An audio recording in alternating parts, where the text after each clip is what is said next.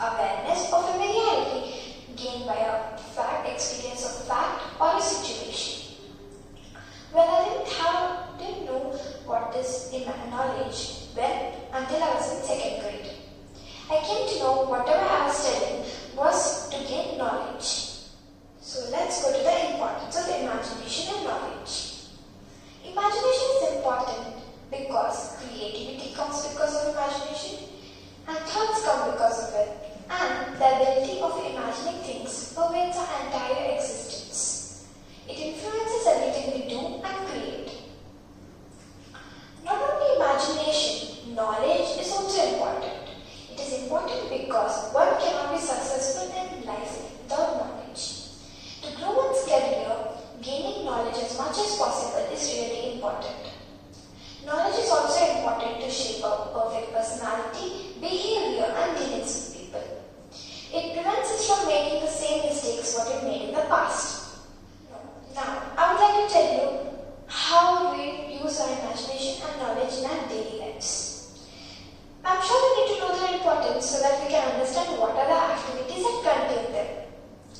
We use our imagination while we are dreaming, while we are listening to story, or while we tell a story, while we describe an object, or while we are listening to music. We use our knowledge while we are speaking to somebody, while we watch TV shows, or while we are reading, or writing, or studying. Now I'd like to tell some examples of imagination and knowledge. Some examples of imagination are visualization, storytelling or fiction, suspension or disbelief, introspection, emotional intelligence, and creativity, etc.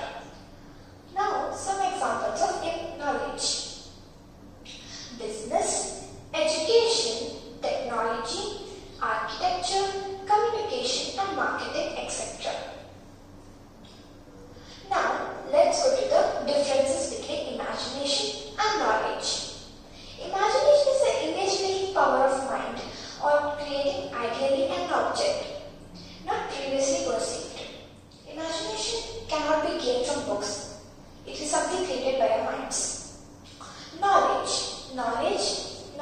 is the fact of knowing about something or the general understanding about something.